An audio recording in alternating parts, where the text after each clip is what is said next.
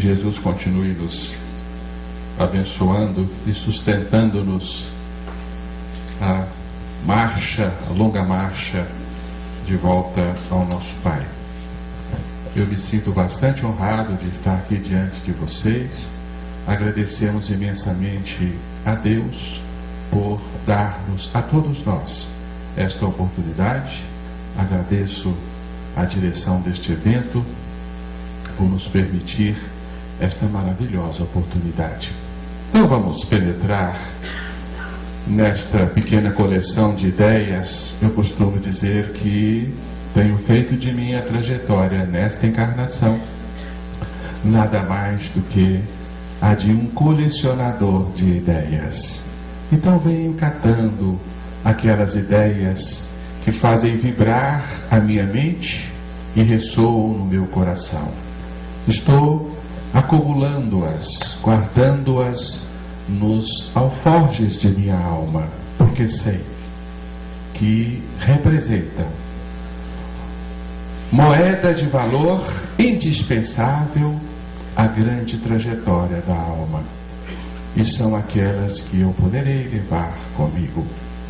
Tive a grata satisfação de nascer num lar espírita. Minha mãe era médium, meu pai tesoureiro de uma casa espírita de uma cidade interiorana do sul de Minas. De forma que, ao mesmo tempo em que aprendi as primeiras letras no grupo escolar, o meu pai me educava também no abecedário espírita. Então tivemos a oportunidade de participar desde cedo desta fabulosa coleção de ideias que é a doutrina dos Espíritos, uma verdadeira mina, onde nós, como garimpeiros, catávamos pedras preciosas, colecionando-as ao longo do nosso crescimento. Encontrávamos naturalmente esmeraldas, turmalinas, ouro, e caminhando pelos túneis escuros de nossa caminhada, como uma verdadeira mina o é, nós nos deparamos, certa época, com um grande clarão ao fim de um túnel. E lá encontramos uma mina de diamantes. Então, como verdadeiro egoísta que sou, disse para mim mesmo: aqui vou refestelar a minha alma, aqui vou me abastecer, enriquecer-me, a fim de que me transforme num homem bastante rico. Assim, nós ali permanecemos nesta mina de diamantes que faz brilhar a luz dos céus. Esta mina semeada por Ubaldi, mas sem esquecermos de que todas as outras joias que colecionamos ao longo da existência são também preciosas. Eu necessito delas. Elas me são indispensáveis para, inclusive, compreender com clareza a mensagem de Ubaldi, para que o esplendor que brilha de seu fulgor não encegueça meus olhos.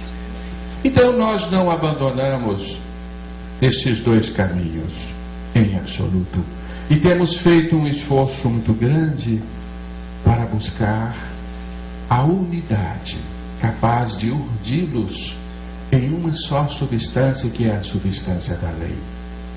Mas temos observado ao longo do tempo, ao longo dos nossos estudos, que Ubaldi facilita em muito nós compreendermos a doutrina dos Espíritos como nos parece ela deva ser compreendida. E temos entendido também, dizemos isto sem, naturalmente, raiar ao orgulho que nos é próprio. Podemos dizer que o pensamento de Ubaldi evolui o pensamento espírita, certos de que o espiritismo foi semeado ainda em meados do século XIX, quando o homem detinha alguma deficiência de compreensão da realidade em que ele respira. Hoje nós compreendemos um pouco mais do universo. Portanto, nós precisamos caminhar, porque não chegamos ao conhecimento absoluto. Então vemos, resumidamente, que o balde nos traz um pensamento que, a princípio, entra em choque. A princípio, aparentemente. Digo isto para aqueles que não puderam observar ao fundo as duas mensagens. Mas, aparentemente, há um contrassenso entre monismo e monoteísmo, entre a dualidade e a unidade, entre a criação progressiva proposta, sobretudo, pelo pensamento kardeciano e a criação no absoluto que o balde nos traz. A clareza da evolução como uma das molas mestras do pensamento espírita, a progressão das almas, e o binômio involução-evolução, que o balde nos traz e esclarece imensamente o roteiro evolutivo que seguimos. A eternidade da vida no relativo versus princípio e fim de relativo ou do relativo. A inexistência de retrocessos, apregoado para muitos nas lições espíritas, versus a queda do espírito, que poderia ser compreendida como um retrocesso. E assim é possível unir as duas revelações? Grandes pensadores da atualidade dizem que não e seguem adiante, colecionando as joias preciosas ao longo da vida, que naturalmente serão de grande valor, de grande utilidade. Mas nós achamos que com o balde a nossa caminhada será facilitada. A mola mestra do pensamento baldiano reside na sua 11ª obra, Deus e o Universo. Aí sim nós nos encontraremos com uma informação estonteante e extraordinária, uma revelação que de fato faz deste livro uma verdadeira suma teológica. A queda, não a queda do homem, não a queda de humanidades, a queda do espírito na matéria. E lançando depois os olhos ao longo da história, nós podemos ver que esta revelação primordial, desta ideia mestra, já se achava semeada nas grandes revelações humanas. As vozes de todos os tempos já haviam ressoado, dizendo-nos em claro e bom tom: sois vós espíritos caídos. Aqui temos a afirmação de Isaías, capítulo 14, versículo 12: tornar-me-ei semelhante ao Altíssimo. Quando então Lúcifer, que era o anjo da luz, precipita-se nas trevas. Trazemos para vocês um esquema na intenção de que ele possa fazer para nós uma síntese da ideia da queda. Não vamos nos deter nas imensas particularidades deste estudo, que por si só poderia absorver todo o nosso tempo e ainda mais. Mas vamos fazer um resumo, sobretudo para aqueles que não tiveram ainda oportunidade de detalharem este estudo, debruçarem-se sobre as lições de Ubaldi e analisar com seriedade esta importante revelação. Aqui nós encontramos então em Ubaldi a ideia principal, que nos afere a existência de dois planos na criação: o plano do absoluto, que ele chama sistema, o plano do relativo, que ele chama de antissistema. Aqui nós temos o céu, aqui nós temos verdadeiramente o inferno da matéria. Então o Ubaldi traça para nós uma ideia que parte do pressuposto da existência de duas dimensões na realidade do existir: a dimensão divina e a dimensão terrenal, a terra e o céu. Então esta ideia parte de um cristianismo mais puro, que se sustenta nas revelações judaicas contidas no Gênesis mosaico. Deus é uma realidade pertinente ao absoluto, e nós vivemos numa outra realidade aparentemente distante de Deus. Então aqui nós vamos encontrar a junção perfeita da doutrina cristã com todos os grandes pensamentos que movem o entendimento humano. O homem fora criado como espírito, portanto, essência oriunda de Deus, no reino do absoluto, no sistema.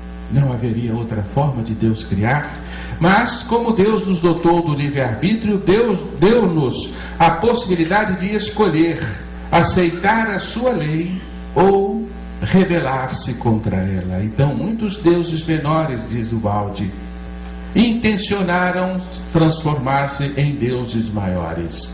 Houve uma intenção de expansão do princípio autocêntrico, o princípio egocêntrico, como chama Ubaldi, que fazia com que cada filho de Deus se acomodasse da intimidade da lei. Então muitos desejaram ir além e ser mais do que Deus, ou, quizá, assemelhar-se ao Altíssimo, como diz a palavra de Isaías. Esta pretensão, embora pudesse ser realizada, não havia para ela lugar no reino da ordem perfeita. Existia uma lei como um anteparo, representando aqui a árvore do bem e do mal, do fruto proibido que não convinha ao espírito experimentar. Mas muitos quiseram prová-lo. Aqui estamos nós. Deste impulso inicial de expansão, nós ricocheteamos na lei e resultou numa contração, exatamente de mesma magnitude da intenção expansiva, embora o gráfico possa não suscitar esta igualdade, mas o nosso impulso de expansão, ou pelo menos a nossa intenção de expansão, foi exatamente igual à contração que nos fez transformarmos-nos em matéria. Nasce o universo físico. Nesse instante, o infinito prende-se no espaço. A eternidade fraciona-se no tempo. Surge o relativo, surge o mundo das formas, surge o universo físico onde vivemos, produto de uma intensa concentração de forças que a ciência entende e designa por Big Crush. A grande concentração de forças que se evadiram de algum lugar, que a ciência das origens, a cosmologia moderna, já nos revela haverem partido de uma outra dimensão ou de uma supradimensão, chamado por muitos de o tudo nada, o vazio quântico, a supersimetria, onde as forças básicas da criação existiam no máximo equilíbrio, no equilíbrio perfeito. Houve uma ruptura de equilíbrio, houve um colapso da onda quântica, houve uma grande concentração, houve uma fuga de forças. São palavras utilizadas pela cosmologia moderna que remetem-nos exatamente para a queda de Ubaldi. Deste movimento, então, nasce o nosso universo como uma grande concentração de forças num ponto de densidade infinita e dimensões nula que subitamente explode. Surge o Big Bang, a reação expansiva que se segue ao movimento de contração, nada mais do que uma reação. Eis aí a explicação sucinta, clara de Ubaldi, de por que o nosso universo está em vertiginosa expansão, no meio do qual nos carreia, porque ele foi contraído de forma inadequada. Nasce assim o nosso universo, fruto de um movimento de revolta, de rebeldia, gerando caos, a hecatombe do início, a grande parafunda de forças coalescentes da fogueira cósmica inicial. Nós rodopiamos no Big Bang, nós estávamos lá há 13 bilhões e 700 milhões de anos. É verdade, nós precipitamos do céu, nós viemos desse mar quântico inicial, deste campo divino onde nos retiramos por intenção de uma inadequada expansão do nosso eu, no momento então em que o egocentrismo se converte em egoísmo. E o produto do egoísmo é uma precipitação dimensional, onde nós nos convertemos em matéria. O anjo se fez átomo. A partir desse instante nasce a evolução, como uma ânsia irrefreável do ser que almeja retornar às suas origens. A evolução assim fica enquadrada em princípio e fim. E nós vamos encontrar então, na doutrina espírita, o foco no movimento evolutivo das almas, que se conjuga perfeitamente nesse esquema, enquadrando-se na doutrina cristã, que nos dá o começo e o fim do nosso movimento. E assim nós juntamos a ideia criacionista com a ideia evolucionista e fazemos uma síntese de todas as sínteses, uma síntese de todas as concepções, nessa extraordinária união de conceitos que agradecemos ao balde, e a nossa alma sorri quando nós compreendemos isto. Colocamos no mesmo balde a ciência moderna, o cristianismo antigo, o Gênese mosaico, a doutrina espírita, enfim, tudo cabe no mesmo lugar. Não há mais antagonismos movendo os nossos espíritos. Isso é maravilhoso, isso apazigua, isso nos dá uma paz indizível, que é a paz das coisas eternas. Então nós encontramos nesse esquema sucinto que resumimos para vocês, o esquema da grande queda, que era do espírito, nós vamos encontrar a explicação para muitos de nossos contrassensos, para uma grande incompletude do nosso entendimento, e vamos agora, com este diamante em mãos, iluminar os conceitos espíritas, completando-os. E muitos nos dizem, mas que pretensão, que sujeitinho pretensioso este, né, que quer completar a doutrina dos espíritos. Certamente muitos de vocês estarão se pensando isto, mas não somos nós. Todos nós que aqui nos achamos, estamos apoiados em ombros de gigantes.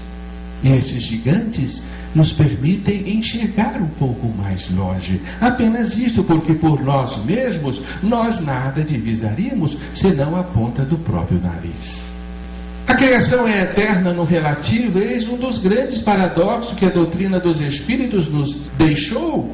Pressupõe este conceito que Deus se serve do tempo e do espaço para criar, pois Ele cria continuadamente, e os seus espíritos, os seus filhos amados, precisam percorrer a planície do espaço e as convulsões do tempo para crescerem e chegarem à perfeição. Isso então determina a eternidade do espaço e do tempo, a eternidade do universo relativizado de formas, de matéria, de energia, de transitoriedade. Então Deus dependeria destes valores, de certa forma, deletérios para criar?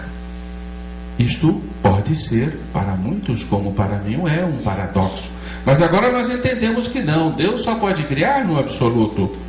Nós estamos de passagem pelo relativo, aqui não fomos criados. Porque no relativo nada se cria, tudo apenas se transforma, como nada se destrói. Então o Espírito veio do reino do Espírito, e não do reino físico, do reino das energias, da matéria, do reino do espaço e do tempo. Porque de outra forma nós teríamos que imputar a Deus a perpetuação do mal e da dor, e a eternidade dos mundos primitivos e bárbaros, onde o espírito inicia a sua trajetória evolutiva. Ora, os espíritos primitivos e bárbaros são muito selvagens. Quando nós lançamos o olhar pela retaguarda, ninguém aqui de nós, em sã consciência, deseja retornar a eles, onde um vive da morte do outro. Não é este um mundo divino. Certamente isso não faz parte da pedagogia de nosso amoroso Pai, que tem no amor o sustento máximo de seu pensamento. Então nós teríamos que confirmar também a perpetuação da dor, porque a dor faz parte do processo evolutivo. E assim o mal e a dor seriam eternos na criação, o que também vai contra a ideia que temos do Altíssimo. O mundo espiritual que nos aguarda até a morte torna-se também um mundo relativizado, porque é um mundo sujeito à evolução, subordinado às intempéries do tempo e às contorções do espaço. Portanto, esse mundo também, que é o mundo da evolução, ele é um mundo destinado e preso nas suas próprias limitações, destinado a ter um fim. A evolução se dá em dois mundos, é verdade, mas ela encontrará o seu término para grande consolo das nossas almas. Não trafegaremos por toda a eternidade nas veredas do tempo. Como isso me acalmou quando o balde nos deu esta compreensão. Porque até então nós nos cansávamos ao pensar assim: puxa vida, eu vou ter que evoluir até quando? Até a eternidade, sem jamais parar. Porque eu estaria destinado a herdar a perfeição relativa, jamais a absoluta. E nós pensávamos assim: mas então não vou poder abraçar e tornar-me um com o Pai? Agora sabemos que sim. Encontramos em André Luiz uma informação curiosa, está no livro No Mundo Maior, que o mundo espiritual é um mundo transitório, deixando-nos um tanto quanto abismado. Mas como nós vamos desencarnar, não vamos encontrar o nosso lar definitivo? Infelizmente não. O lar definitivo é o lar divino, e nós não vamos nos encontrar com Deus e seu séquito de anjos. Somente o absoluto detém o atributo da eternidade. E, enfim, atingiremos a perfeição absoluta. E agora nós podemos voltar à obra básica do Espiritismo, a codificação kardeciana, fazer uma revisão por todas aquelas pedras preciosas que ali estão incrustadas, e nós poderemos admirá-las com muito mais precisão.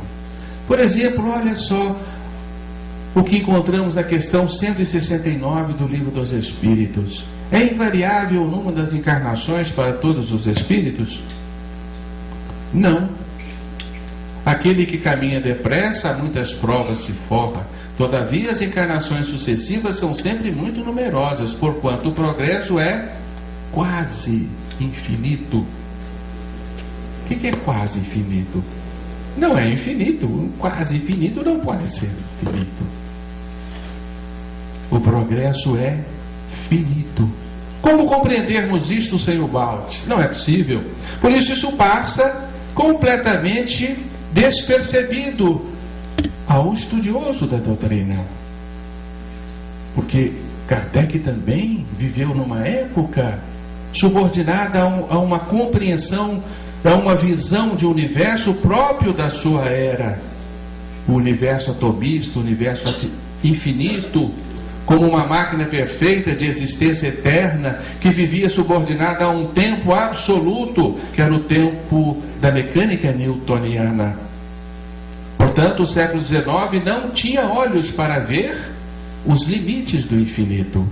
Mas hoje nós já caminhamos um pouquinho e podemos compreender que o infinito detém barreiras e o espírito poderá ultrapassá-las. Encarnação é purificação, um dos conceitos chaves do Livro dos Espíritos, que também nos intriga, porque nos perguntamos com sinceridade: por que Deus cria espíritos necessitados de se purificar?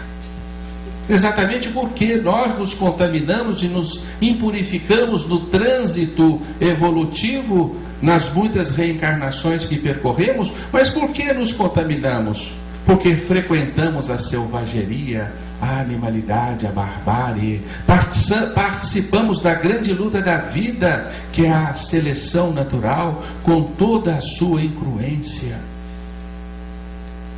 com toda a sua barbárie. Então nós nos contaminamos, porque automatizamos em nós hábitos próprios da animalidade, como é o assalto, o roubo, o assassinato. como é tirar a vida do outro em benefício próprio. Nós nos educamos na escola dos milênios nesta arte, esta arte até certo ponto terrível. Então a alma pode, com sinceridade diante de Deus, perguntar-se: mas Senhor, educaste-me na grande batalha durante fantastilhões de anos, e agora me pedes para dar a minha vida em favor do meu irmão e não tirá-la em meu proveito? Isto agora me pesa, então eu me contamino, eu me impurifico. Mas nós não poderíamos fazer nada diferente disto, porque nos educamos nesta escola. Isso torna-se um grande contrassenso, um imenso paradoxo para os nossos raciocínios, um pouco mais amadurecidos. Não é verdade? E a obra básica não se propôs a solucionar esta grave questão. Então o Livro dos Espíritos nos diz: a cada nova existência o Espírito dá um passo adiante na senda do progresso. Desde que se ache limpo de todas as impurezas, não tem mais necessidade de provas de vida corporal. Então a reencarnação tem o seu fim a partir do instante que o espírito se purifica. Mas agora nós podemos compreender isto. Como espíritos exilados da dimensão divina, nós incorporamos a imperfeição em nós. E por isso precisamos sim de purificar-nos. A escola dos milênios nada mais fez do que educar-nos na verdadeira e divina arte do amor, para que pudéssemos esquecer e abandonar a terrível arte do egoísmo, ao qual nós, por eleição própria, nos apegamos. Então Kardec foi muito sincero. Para quem não percebeu, vale a pena lermos. Está aí na Gênesis, capítulo 3, tópico 21. Objetar-se-á: não podia Deus chegar ao mesmo resultado por outros meios, sem constranger os seres vivos a se destruírem? Desde que na sua obra tudo é sabedoria, devemos supor que ela não existirá mais em um ponto do que noutros. Se não o compreendemos assim, devemos atribuí-lo à nossa falta de adiantamento. Contudo, podemos tentar a pesquisa da razão do que nos parece defeituoso, tomando por bússola este princípio: Deus há de ser infinitamente justo e sábio. Procuremos, portanto, em tudo sua justiça e sua sabedoria, e curvemo-nos diante do que ultrapassa o nosso entendimento. Então Kardec foi sincero. As informações que ele colheu dos espíritos não lhe foram suficientes para explicar o entrechoque dos seres vivos, a lei de destruição. Por que a criação incorporou a lei de destruição? Não só dos seres vivos, mas de toda a natureza. Ela está subordinada a este ciclo de crescimento e decrescimento, de vida e de morte. Exatamente porque não poderia o Senhor, com sua sabedoria, chegar ao resultado que é a construção da perfeição por outras vias, senão esta que nos enche de dores, nos inunda de temores e de pavor? Kardec não compreendeu, ele deixou isso expresso aí nessas palavras. Então, na verdade, a doutrina não pôde responder tudo. O famoso dualismo espírita. Haja vista que na época de Kardec, o homem não tinha ainda uma clareza da unicidade, do monismo que impera na obra de Deus. Ele seguia ainda os favônios soprados pela filosofia cartesiana, que lhe separava a obra de Deus em espírito de um lado e matéria do outro, ciência e religião. Dicotomia que a nossa ciência e o pensamento incorporou até os dias de hoje. Hoje nós estudamos a matéria como se for algo independente do espírito, tanto que o médico trata o nosso corpo, a revelia do que se passa nas nossas emoções, nas nossas sensações e daquilo que vai em nossas almas, como se a alma fosse pertinente ao sacerdócio, ou quanto muito ao terapeuta. O corpo é da alçada de intervenções materialistas unicamente. Então o Livro dos Espíritos nos deixa um conceito eminentemente dualista ao afirmar-nos a existência dos elementos gerais do universo. Há, então, espírito independente da matéria. Mas Kardec, mais uma vez, expressa com sinceridade a incompletude desta ideia. Esta ideia não estava pronta. E ele assim nos diz: a origem e a conexão dessas duas coisas, espírito e matéria, nos são desconhecidas. Ele não afirmou, não deu a última palavra. Eu digo isso para vocês porque em nossos estudos lá em Belo Horizonte, certa feita, um grande estudioso da doutrina me colocou no canto da parede e disse assim, com o dedo em riste no meu nariz: olha, o livro dos Espíritos não ensina isso não. O livro dos Espíritos não fala que espírito e matéria é a mesma coisa, não. Você está ensinando coisas erradas para as pessoas. Como se fosse uma informação inderrogável, e não é. Olha o que Kardec nos diz: a origem e a conexão dessas duas coisas não são ignoradas. Se promanam ou não de uma só fonte, se há pontos de contato entre ambas, se a inteligência tem existência própria, se é uma propriedade, um efeito, se é mesmo, conforme a opinião de alguns, uma emanação da divindade, ignoramos. O grande pensador do Espiritismo foi sincero, repetimos. Gera-se assim o que nós chamamos o paradoxo monoteísta, a grande trava do pensamento religioso moderno que se fundamenta no monoteísmo, sustentado até pela ciência, como o prova, né, um livro recentemente lançado de Marcelo Gleiser, Criação Imperfeita, não perfeita. E a ciência insiste em nos afirmar: viemos do caos. A desordem reina no universo do infinitamente pequeno, subordinado ao princípio da incerteza. O universo é produto de uma desordem, de uma imperfeição. E a ciência está certa. Não está errada. Porque nós estamos diante de uma construção que não é originária de Deus, que advém de nós mesmos, o antissistema. O reino da desordem, o reino do mal e da dor. Então a questão do 16 do Livro dos Espíritos nos diz assim, mergulhando-nos num grande paradoxo: ora, transformando-se a matéria incessantemente, Deus, se assim fosse, nenhuma estabilidade teria. Achar-se-ia sujeito a todas as vicissitudes, mesmo a todas as necessidades da humanidade. Faltar-lhe-ia um dos atributos essenciais da divindade, a imutabilidade. Não se podem aliar as propriedades da matéria à ideia de Deus, sem que ele fique rebaixado ante nossa compreensão, e não haverá sutilezas e sofismas que cheguem a resolver o problema de sua natureza íntima. Olha só, esse problema não está resolvido. O monoteísmo é uma ideia ainda incompleta. Então, nós desenhamos aqui o paradoxo monoteísta. Ora, Deus não pode ser o universo físico. Se Deus fosse o universo físico, nós estaríamos ferindo os seus atributos essenciais. Porque o universo físico é feito de energia que se degrada, de matéria que se decompõe e do tempo que a tudo devora e transforma. Deus não está subordinado ao transformismo. E aí, Deus é a imutabilidade. Então, Deus não é o universo físico. Ora, será então que Deus existe além do nosso universo? Nós estamos fora de Deus? O Espírito está entre a energia, a matéria e o divino? Desde que energia e matéria já são uma coisa só, né? Colocamos a matéria como produto de condensação da energia. Esta é a opção que nos convém, a opção A?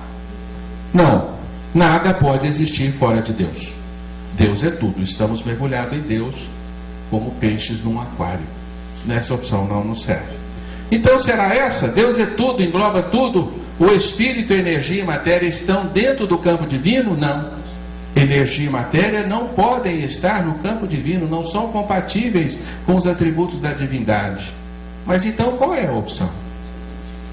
Tem outra opção? Não, isso prende o nosso raciocínio e nos angustia. Não é verdade? A solução veio com o balde. Olha que simplicidade. Deus tudo engloba, nós estamos dentro do campo divino, do ilimitado. Porém, a matéria e a energia são produtos do Espírito, são nosso hálito. advém de uma substância imaculada, que é a substância divina, que nós transmudamos e fizemos-la degradável, decomponível e sujeita ao transformismo. Agora sim, nós compreendemos. Portanto, como disse-nos, o Damasceno, o universo físico é uma doença, é um tumor no seio da eternidade, no seio divino, provisória, teve princípio e terá fim. Começou há 13 bilhões e 700 milhões de anos e irá terminar sim, porque a própria ciência já decretou a morte do nosso universo. Eis outra visão do monoteísmo, mas acredito eu melhor passarmos adiante sem nos atermos nela, para não atrasarmos a nossa apresentação. Então, é preciso que nós nos fixemos que o pensamento espírita está detido em muitos de seus conceitos no século XIX, e assim deveria ser, porque tanto as mentalidades dos médiuns que recebiam essas emanações superiores, assim como a compreensão do homem da época, não poderia receber uma mensagem diferente. O Espiritismo seria completamente rejeitado se os médiuns nos dissessem naquela época que vivemos num universo finito, que o tempo está limitado em si mesmo, que o espaço é curvo, que matéria e energia são uma coisa só. Eram informações muito ainda incompreensíveis naquele então, porque Einstein não havia lançado a sua famosa teoria da relatividade em 1905 e depois 1915. A física quântica não era sequer imaginada, porque o átomo ainda não era conhecido. A física quântica iria nascer na segunda década e terceira década do século XX, e muitas outras descobertas da fenomenologia universal ainda estavam por vir. Por isso os Espíritos foram sinceros em afirmar: o véu se levanta a seus olhos à medida que o homem se depura, mas para compreender certas coisas são-lhe precisas faculdades que ele ainda não possui. Nós, os Espíritos, só podemos responder de acordo com o grau de adiantamento em que vos achais. Então nós estamos muito à vontade para trazer o balde de encontro ao Espiritismo, para que os dois se abracem e nos auxiliem a nossa caminhada rumo ao infinito. Acreditamos que essas luzes do balde nos são indispensáveis, e nosso Kardec, o bom senso encarnado, deixou-nos esta recomendação preciosa, o nobre conselho que infelizmente muitos de nós, em defesa da famosa pureza doutrinária, não se deu conta dela. O Espiritismo assimilará sempre todas as doutrinas progressistas, de qualquer ordem que seja, desde que hajam assumido o estado de verdades práticas e abandonado o domínio da utopia, o que é o caso do balde. Já não estamos mais no domínio de utopias. Caminhando de par com o progresso, o Espiritismo jamais será ultrapassado, porque se novas descobertas lhe demonstrassem estar em erro acerca de um ponto qualquer, ele se modificará neste ponto. Se uma verdade nova se revelará, ele a aceitará. Não é verdade? Então, firma-se uma doutrina progressista, que acompanha o desenvolvimento, ou deveria acompanhar o desenvolvimento do pensamento humano. Mas nós, infelizmente, em obediência aos nossos velhos hábitos, ao nosso misoneísmo, criamos dogmas e geramos cânones que não podem mais ser derrubados. E transformamos essa doutrina maravilhosa num odre velho que não poderá receber mais o vinho novo. Está nas nossas mãos fazermos evoluir a doutrina dos Espíritos, porque, felizmente, esta revelação maravilhosa não pertence a uma instituição propriamente dita. Ela é conduzida pelos seus estudiosos, pelos seus pensadores, e quiçá as gerações novas possam efetuar estas evoluções do pensamento, para que ela continue a servir ao homem na sua longa e laboriosa jornada. Eis então que o mundo espiritual, ciente das nossas necessidades evolutivas, na certeza de que não atingimos em absoluto as últimas verdades que haverão de nos salvar, de nos libertar, envia-nos a cada época os seus mensageiros, que comparecem aqui junto a nós, a fim de dar-nos as mãos e fazer-nos caminhar um passo mais. Em 1951, nosso querido Chico, sorridente, né, como estava feliz naquele dia, né? Ele comemorava, brindava o encontro memorial, o encontro desses dois faróis a iluminar as escuras veredas humanas. Então nós podemos afirmar que estes dois espíritos vieram fazer evoluir a doutrina dos espíritos. Porque a doutrina dos espíritos não deve estar presa em seus templos de pedra, como aconteceu com todas as outras grandes religiões. Deveria ser uma doutrina aberta, progressista, pronta a assumir verdades que aparentemente possam contrariar os seus fundamentos, desde que abandonem o campo da utopia. Porque a doutrina dos espíritos deveria refletir a realidade estampada na sua fenomenologia, e não insistirmos em afirmações que contrariam os fatos. Por exemplo, nós já estamos cientes da realidade da involução, então não adianta nós insistirmos que evolução não existe, isso é uma realidade. Nós vemos isso na própria literatura espírita, do fenômeno da ovoidização e outros mais. Mas eis que, através de Chico Xavier, dois outros grandes faróis do outro lado da vida comparecem também para nos auxiliarem. Aqui temos uma das concepções de Emmanuel e de André Luiz. Estas almas maravilhosas, as quais nós tanto agradecemos e tanto aprendemos a admirar ao longo dos nossos estudos. Então nós vamos encontrar na literatura do Chico muitas informações que passaram despercebidas. Elas estão ali, por vezes ditas em entrelinhas. E muitos podem se indignar, perguntando-se assim: mas por que o Chico não falou isso de uma forma tão enfática? Por que ele não foi mais claro ao nos falar da queda? Por que ele deixou entre linhas? Exatamente porque a sua missão era a missão de um conciliador. Era aquele que nos dá a mão e abre-nos uma porta, entreabre-nos e mostra que há algo mais além. Um missionário dotado de grande humildade para isto, porque Chico Xavier era um homem profundamente sábio, muito mais sábio do que nós imaginamos, porque a sua extraordinária obra passava pelo crivo do seu psiquismo. Ele sabia tudo aquilo que ele escrevia, porque o fenômeno mediúnico é um fenômeno de interação de mentes.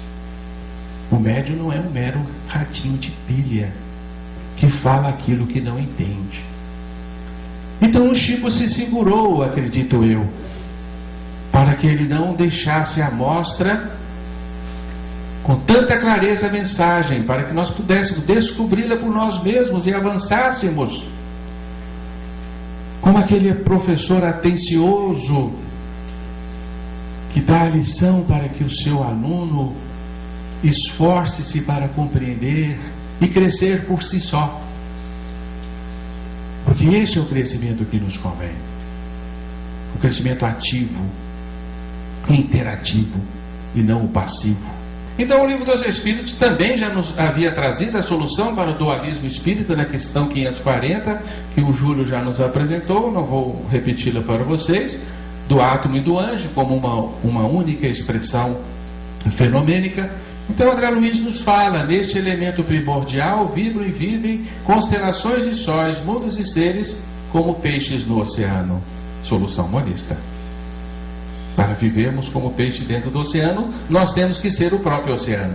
Temos que ser de mesma natureza do oceano, senão nós não viveríamos nele, não respiraríamos nele, não o absorveríamos. Portanto, nós somos divinos também. Somos de mesma natureza do nosso Pai, feitos de mesma substância, porque não poderia ser diferente. Deus não poderia gerar senão espíritos, uma vez que Ele é unicamente espírito. Nós é que deterioramos a substância divina e nos fizemos peixes.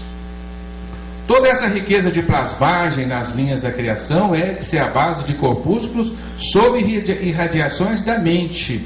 Então, André Luiz, ele afirma que a natureza das manifestações de que o Espírito se serve e da sua própria mente são idênticas. Os fluidos são de origem mental e a matéria nada mais é do que fluido condensado, é de origem mental também. Então, qual a única origem para tudo? O Espírito.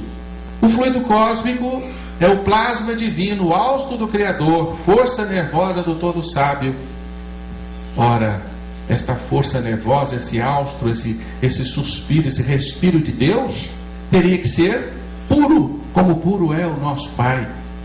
Como que esse fluido universal se transforma depois na matéria degradável que nos serve? Só a queda pode explicar isso. E agora nós entendemos essa informação. Dos fluidos que nos integram o clima de manifestação, todos eles são de origem mental. Toda matéria é energia tornada visível, e toda energia originariamente é força divina de que nos apropriamos para interpor os nossos propósitos aos propósitos da criação. E enfim, tudo é espírito no santuário da natureza. Portanto, a única realidade existente do universo é espírito. A criação é nada mais que espírito. O resto é deformidade, é deterioração. E nós nos encontramos outro dia com uma preciosidade da física moderna que nos diz que a matéria é uma deformidade do espaço. Olha que interessante, é uma deformação. É produto de uma imperfeição. E assim nós aplaudimos o balde que nos permite compreendermos todas essas afirmações, sejam da ciência, sejam de outras origem qualquer. E aqui, o monismo de Emmanuel. No livro Emmanuel, capítulo 32, é feita a seguinte pergunta para a entidade. Uma pergunta inteligente de alguém que possivelmente conhecia o balde. Será lícito considerar-se espírito e matéria como dois estados alotrópicos de um só elemento primordial, de maneira a obter-se a conciliação das duas escolas perpetuamente em luta, dualista e monista, chegando-se a uma concepção unitária do universo? Resposta: é lícito considerar-se espírito e matéria como estados diversos de uma essência imutável, a substância de Ubaldi, chegando-se desta forma a estabelecer a unidade substancial do universo. Ele utiliza a palavra unidade substancial, confirmando a grande equação da substância. Dentro, porém, desse monismo físico-psíquico, perfeitamente conciliável com a doutrina dualista, faz-se preciso considerar a matéria como o estado negativo de deformidade, de desordem, e o espírito como o estado positivo dessa substância. Fechou o ciclo da substância, fechou a grande equação proposta na grande síntese. Exatamente, né? A Emmanuel, né? 1937. Ainda ele não conhecia a grande síntese, né? Conhecia? Mas ela foi publicada em 39 aqui no Brasil, né? O reformador saiu em série. Ah, tá. E independente disso, você aprendia as espiritualidades, né? Com certeza, e o Chico sabia disso. Agora não, foi Manuel. Mas independente disso, seria o reformador sair em série. Ah, sim. De qualquer forma, ele vem confirmar para nós. É isso. E aqui ele afirma o princípio de unidade. A ciência terrena, no estudo das vibrações, o que está acontecendo hoje, chegará a conceber a unidade de todas as forças físicas e psíquicas do universo. Físicas e psíquicas, como uma coisa só. O princípio soberano da unidade absorve todas as variações possíveis, crendo nós que, sem perdermos a consciência individual no transcurso dos milênios, chegaremos a reunir-nos no grande princípio de unidade, que é a perfeição. Derruba-se a tese da evolução relativa, da perfeição relativa.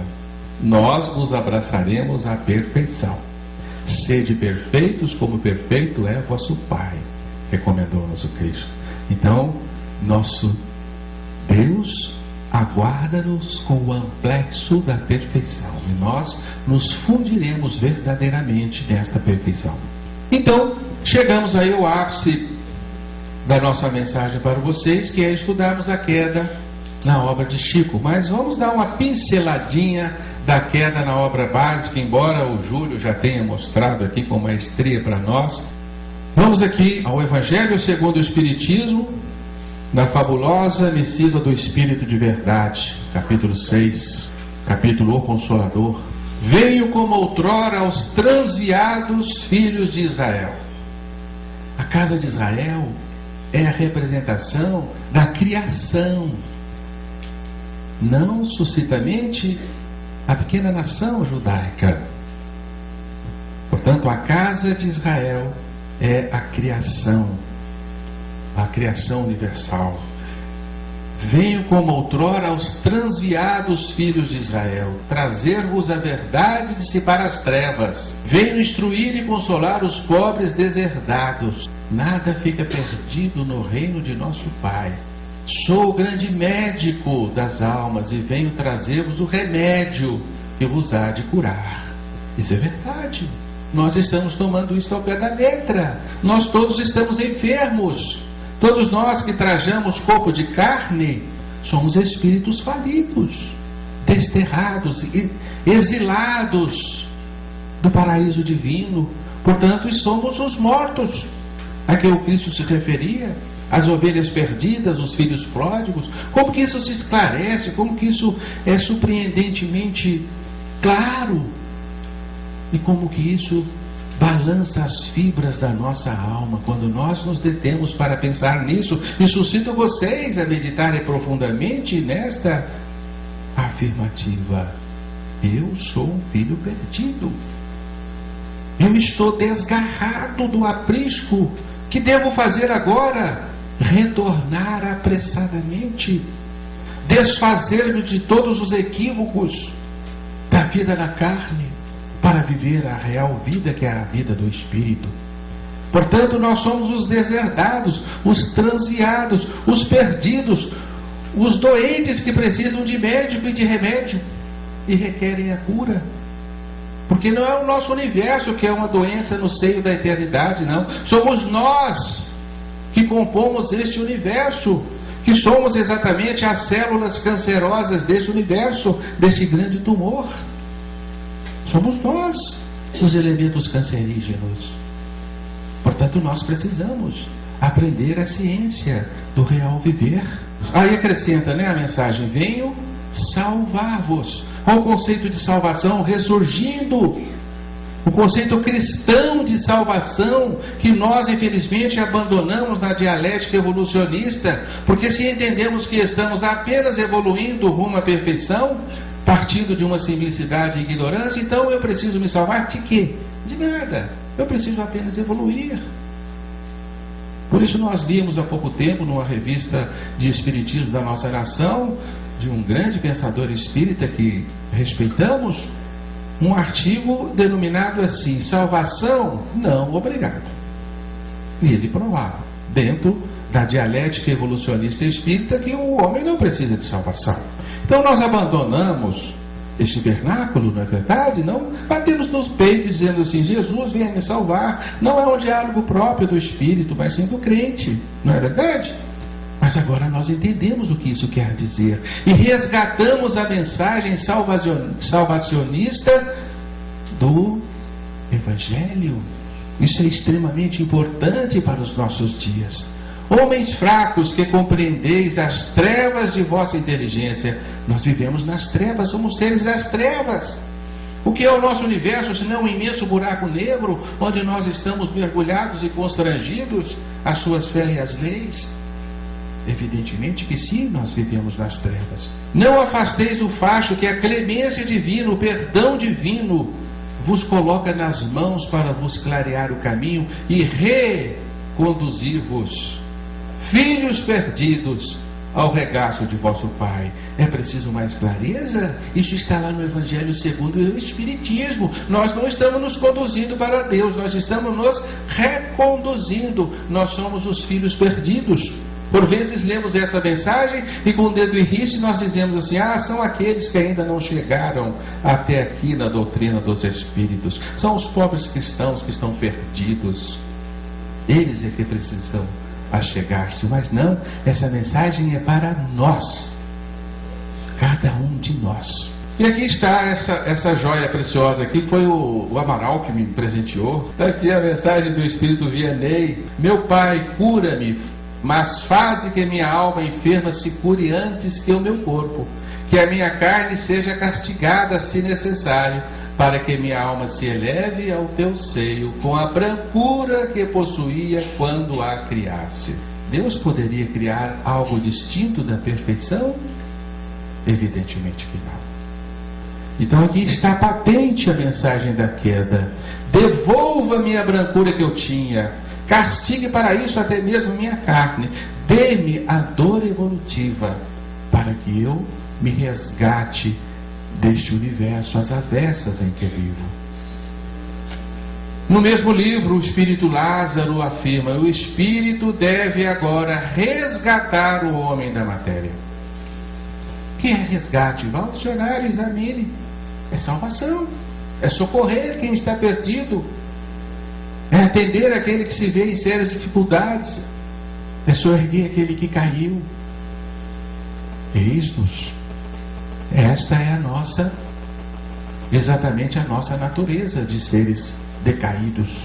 Na questão 109 do Livro dos Espíritos, pobre ovelhas desgarradas, ele está falando para nós, não está falando para os nossos irmãos que estão nas outras crenças religiosas, não, porque uma vez eu assisti um estudo de um companheiro nosso dessa citação, ele mencionava os outros. Ele não é desgarrado, ele já estava no aprisco, né?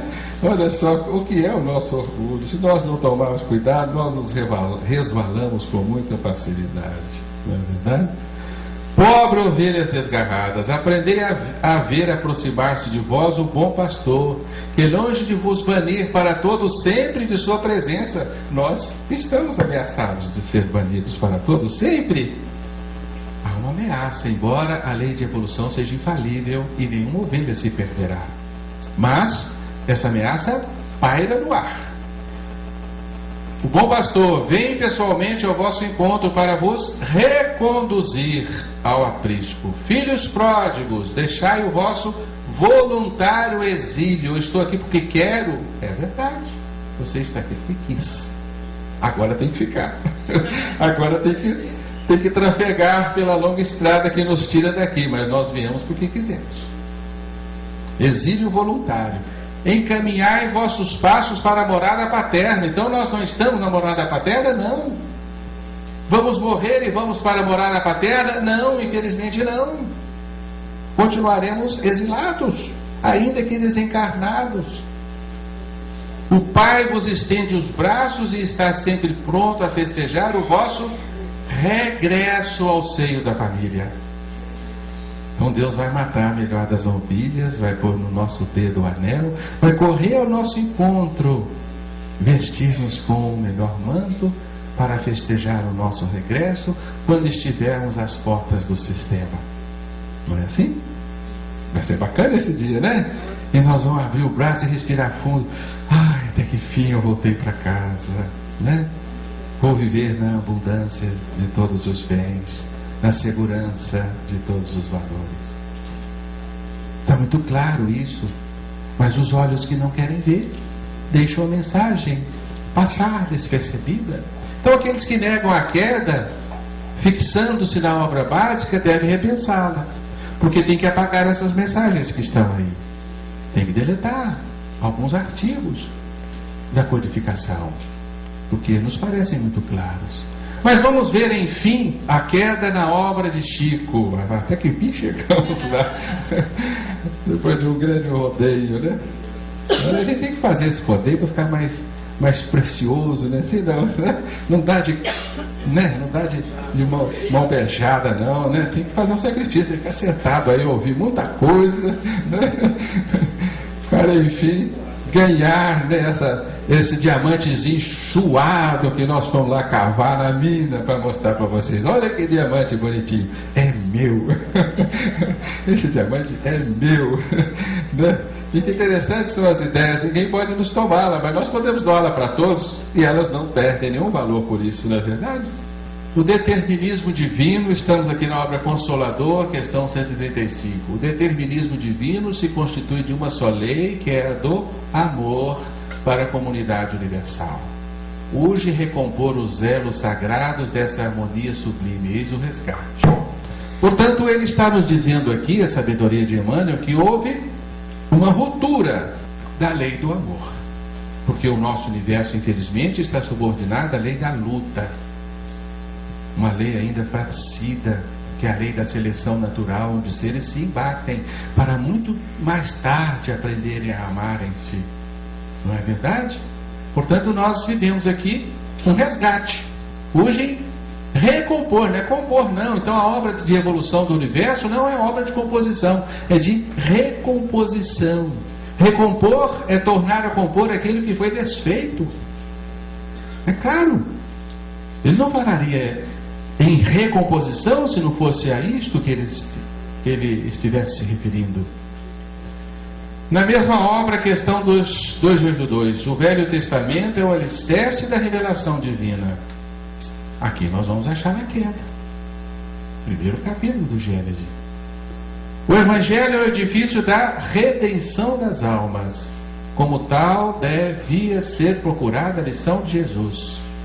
O que é redenção, gente? Nós utilizamos essa palavra assim à torta direito, sem pensarmos exatamente no que ela significa. Ela é tolerada pelo espírita. O espírita incorporou em seu vocabulário. Mas, se formos ao dicionário, não haverá diferença alguma entre redenção e salvação. Redenção é salvação. É socorrer aquele que está necessitado, aquele que caiu. Isso é redenção. Portanto, o Evangelho é o edifício da salvação. Ora, se nós estamos simplesmente em evolução, por que precisamos de redenção? Por que requeremos ser salvos? Salvos de quê? Nós não salvamos as nossas crianças da escola primária. Elas precisam atravessar as escolas primárias. Elas não estão perdidas ali. Nós precisamos ajudá-las a percorrer aquele caminho da forma mais cômoda e rápida possível, mas ninguém seria, idiota o bastante para resgatar a sua criança, o seu filho, de uma escola primária em absoluto. Não é verdade? Então, se nós estamos nas escolas primárias da vida do Espírito, por que precisamos ser resgatados desta escola? Aí nós entendemos que não estamos na escola da vida, vivemos no reformatório. Aí é diferente. No reformatório nós precisamos sim ser socorridos, ser resgatados, ser salvo. Portanto, a Terra é verdadeiramente um reformatório de almas, um grande hospital.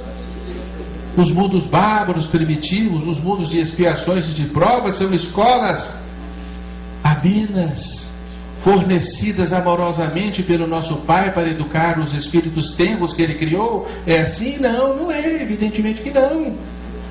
São verdadeiras escolas reformistas que constrangem o espírito a seguir a lei que deve ser seguida através da dor, da limitação, da vicissitude, da dificuldade, do labor, do cansaço. Esta é a nossa vida, infelizmente. Então olhemos ao redor e vamos ver que não vivemos numa escola de amor, porque há dores e ranger de dentes por onde caminhamos. Portanto, o Evangelho é o edifício da redenção.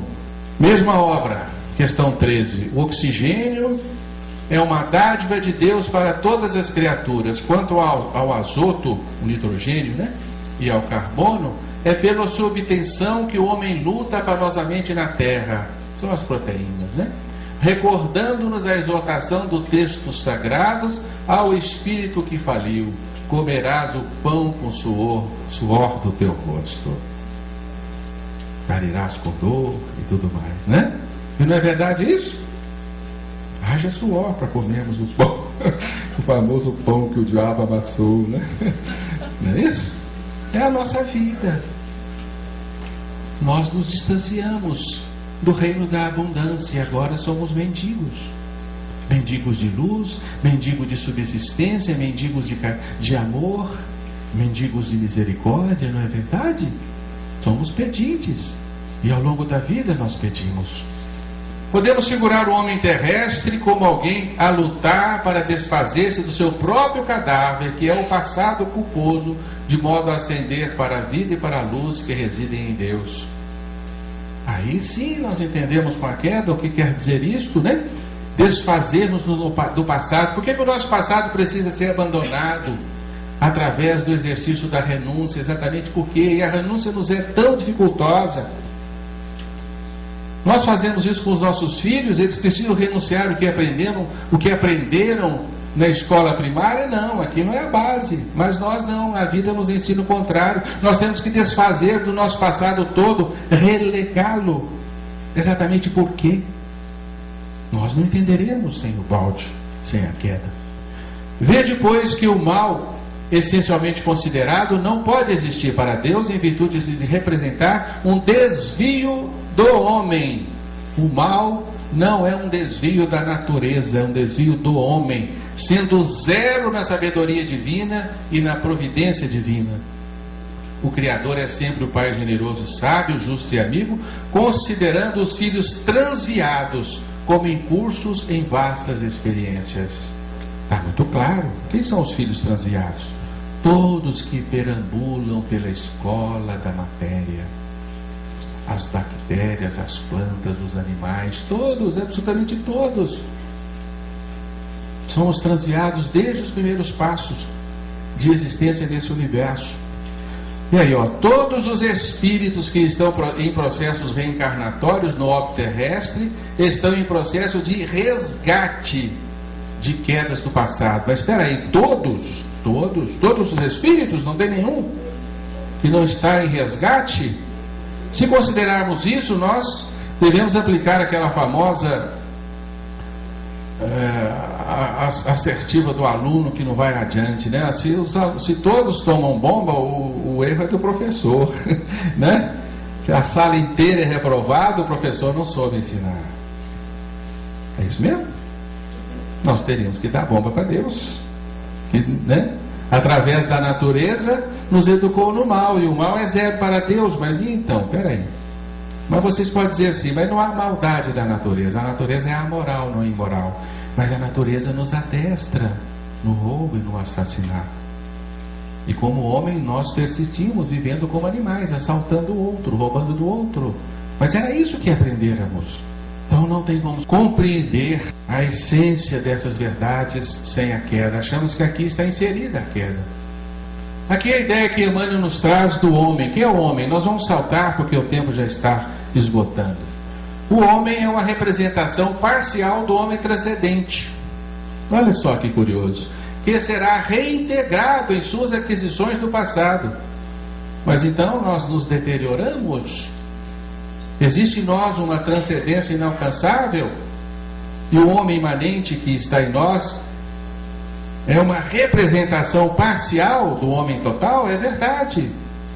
É uma aferência à queda, porque houve um desmoronamento do homem em si próprio. Então, o homem transcendente partiu-se, e hoje nós somos um homem parcial. Por isso precisamos das provas, das missões exigidas pela justiça divina para alcançar a integridade do homem, né? Necessidade de provas amargas. E por isso nós vivemos num aparelho frágil e deficiente, que é o nosso corpo físico, o nosso cérebro, onde o espírito em queda, olha só, tem que valorizar e aprender a realizar o seu trabalho, né? a pobreza da máquina pensante de que dispõe o sábio da terra para as suas orgulhosas deduções, verificando que, por sua condição de espírito caído na luta expiatória, tudo tende a demonstrar ao homem do mundo a sua posição de humildade, de modo que em todas as condições possa ele cultivar os valores legítimos do sentimento. Quem estiver sem pecado, atire a primeira pedra. É a sentença que deveria lembrar sempre a nossa situação comum de espíritos decaídos. Precisa de maior clareza? Para não condenar esse ou aquele. Todo serviço de caridade desinteressada é um reforço divino na obra da fraternidade humana e da redenção universal. Que palavra bacana, né? Pena que Emmanuel não se detém a explicar para nós o que é isso. Redenção do universo? O universo precisa ser salvo? Sim, o universo é a doença. A evolução é a cura, é o remédio. Então nós estamos participando de uma grandiosa redenção universal. Que obra majestosa é esta? Uma obra de recomposição, é o que ele quer dizer aqui. O universo está sendo recomposto, reconduzido. Onde está Adão com sua queda do paraíso? Debalde nossos olhos procuram aflitos essas figuras legendárias com o propósito de localizá-las no espaço e do tempo. Elas estão além do espaço e do tempo. Nós não temos tempos aqui para nos determos na queda de Capela, que é uma queda de humanidade, que os estudiosos do Espiritismo insistem em restringir a simbologia adâmica. É uma das formas de entendermos a simbologia adâmica, mas Adão está muito além, está fora do espaço e do tempo, além de Capela. Capela está no espaço e no tempo. Compreendemos afinal que Adão e Eva constituem uma lembrança dos espíritos degradados na paisagem obscura da terra. Se nós formos nos ater à história de Capela, nós vamos ver que já existia aqui na terra uma raça terrestre, a raça mãe, que recebeu os capelinos. Os capelinos seriam degradados, mas Emmanuel está dizendo aqui que todos que frequentam os bancos escolares da terra são espíritos degradados. Então a raça mãe terrestre é degradada também. Todos somos degradados. Viemos todos de uma queda anterior. No livro Ave Cristo, olha só que interessante, Emmanuel faz uma pergunta que ressoa na acústica de nossas almas, sem encontrarmos uma resposta devida sem o balde. Seremos, porventura, consciências caídas, no integral esquecimento de si próprias, algemadas, presas à terra para serviço de purgação? Ele quase que responde para nós, sim. Porque a pergunta, ela suscita essa afirmativa, né? Somos consciências caídas, no integral esquecimento de si mesmas, algemadas à terra em serviço de purgação. Essa é a nossa imagem. Dilatai vossa esperança, porque um dia chegará em que na terra devereis abandonar o exílio, onde chorais como seres desterrados. Livro Emmanuel. Somos exilados? Muitos entenderam essas afirmações de Emmanuel como se todos nós fôssemos capelinos. Mas é o próprio Emmanuel que afirma na sua obra que na época de Cristo, a maioria dos capelinos haviam voltado para o lar de origem. Poucos aqui permaneceram, aqueles recalcitrantes na rebeldia e outros em missão de socorro. Portanto, nós somos os seres desterrados, continuamos exilados. Na obra Renúncia, na página 13, logo no início, quando Pólux e Menandro confabulavam no mundo dos espíritos, e o Pólux, se não me engano a memória, preparava-se para reencarnar. Ele iria mergulhar novamente na inconsciência pré-reencarnatória para assumir um novo corpo físico e experimentaria uma espécie de pequena queda, uma repetição em que ele perderia momentaneamente a consciência de si mesmo. Então o seu amigo, faz-lhe um consolo e diz assim: a morte mais terrível é a da queda. Está escrito lá dessa forma. Olha, não se preocupe com essa pequena queda, que é a repetição da reencarnação, que é a reiteração da grande queda. A morte mais terrível já aconteceu, que foi a queda. Essa aí é mole para nós. É o que ele estava querendo dizer. Um dia encontrarei a ressurreição eterna, a harmonia sem fim, na renúncia ainda. Quem está falando isso? Um espírito desencarnado lá no mundo espiritual. Ele está ansiando pela ressurreição eterna. E nós perguntamos assim, mas todos nós temos a ressurreição eterna. Temos o atributo da eternidade. Morreremos, continuaremos vivos. Que história é essa do espírito no mundo espiritual suplicar por outra ressurreição eterna? Que ressurreição eterna é esta? É o retorno definitivo ao seio divino. No livro Caminho, Verdade e Vida, é indispensável romper com as alianças da queda e assinar o pacto da redenção. O que é isso? Como entender isso? O que é o pacto da redenção? Que queda é essa? Agora nós entendemos com perfeição. E vamos ver que nessa coleção, Caminho, Verdade e Vida, Fonte Viva, Pão Nosso e Via de Luz, todos eles nos mostram o Evangelho como edifício da redenção e como estão cheias dessas lições de palavras como salvação, vida eterna. Nós passamos por elas sem entendê-las. Agora entendemos. O ser humano deve amar a sua experiência de lutas e de amarguras temporárias, porquanto ela significa uma bênção divina, quase um perdão de Deus. A reencarnação é um perdão de Deus. Como entender isto? Quando nós mandamos os nossos filhos para a escola primária, nós estamos perdoando-os. É uma bênção que damos a ele? Não, é um direito que a vida lhes assiste. Será então que nós trafegamos pela evolução como um perdão divino? E assim é.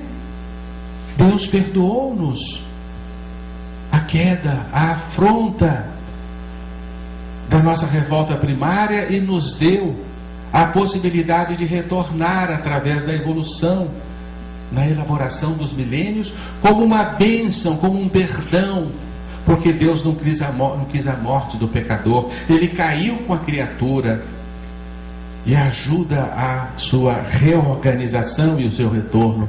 Em André Luiz nós vamos encontrar também várias afirmativas que nos remetem à queda. Então aqui nós vamos correr um pouco, né? Aqui temos o conceito de dor e evolução. Não se pode evoluir sem dor. O ferro sob o malho, a semente na cova, o animal em sacrifício, a criança chorando, todos sofrem a dor e evolução. E cabe aqui o nosso apelo: Deus, criaste-nos com a necessidade de sofrer para evoluir, até mesmo quando éramos seres inocentes, trafegando no mundo animal. Precisávamos disso, e hoje vemos os animais sofrerem, e os nossos corações se cortam, e nós dizemos assim: isso é uma necessidade. Mas como? O amor não é o fundamento máximo da criação? O mal não é zero na lei divina? Como que vemos assim essa aparente maldade semeada na nossa natureza, aos nossos olhos? Agora nós entendemos. Toda a natureza está caída. Toda a natureza é obra da queda. E André Luiz aqui nos fala: a prisão redentora da carne acena-nos ao regresso. Eu estou preso, isso aqui é uma prisão? Sim, é uma prisão. Nós estamos presos na carne.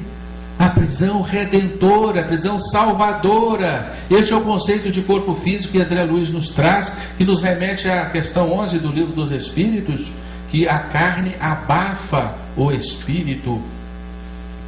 Em Evolução dos Mundos, André Luiz nos informa que o espírito, na sua lenta e laborosa viagem, foi constrangido nas faixas inferiores da natureza. Ora, Deus nos obrigou, nos constrangiu a frequentar os reinos inferiores. Que constrição é essa? Que fiz eu para merecer essa constrição?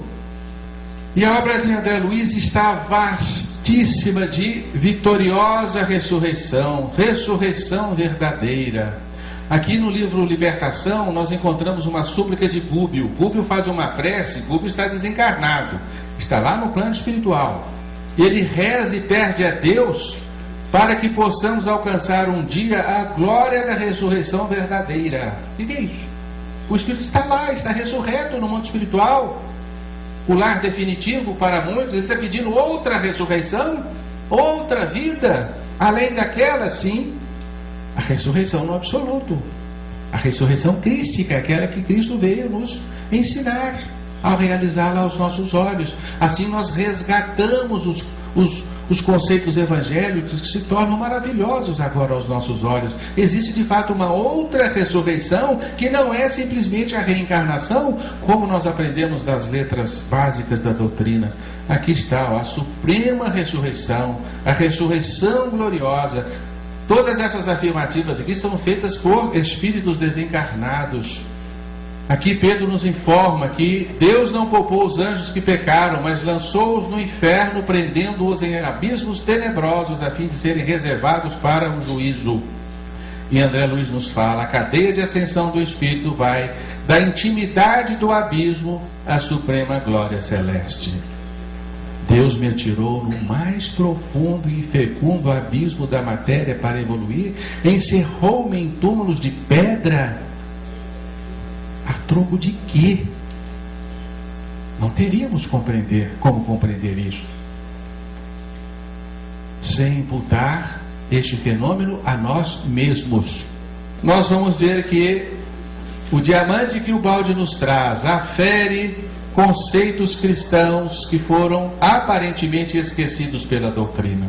Adão e Eva, fim dos tempos, salvação, ressurreição, vida eterna, evolução, mal, dor, desordem, o universo relativizado, criação progressiva como fenômeno provisório. Tudo isso encontra a sua devida explicação. E nós então concordamos finalmente com o Espírito de verdade. No cristianismo encontram-se todas as verdades. Então, quem somos nós para negarmos ou simplesmente abandonarmos as aferições do Evangelho? Precisamos sim de um balde para vermos com mais clareza e acelerar a nossa volta para casa, abraçando-nos a boa nova do Cristo. Que o Senhor esteja conosco sempre. Muito obrigado.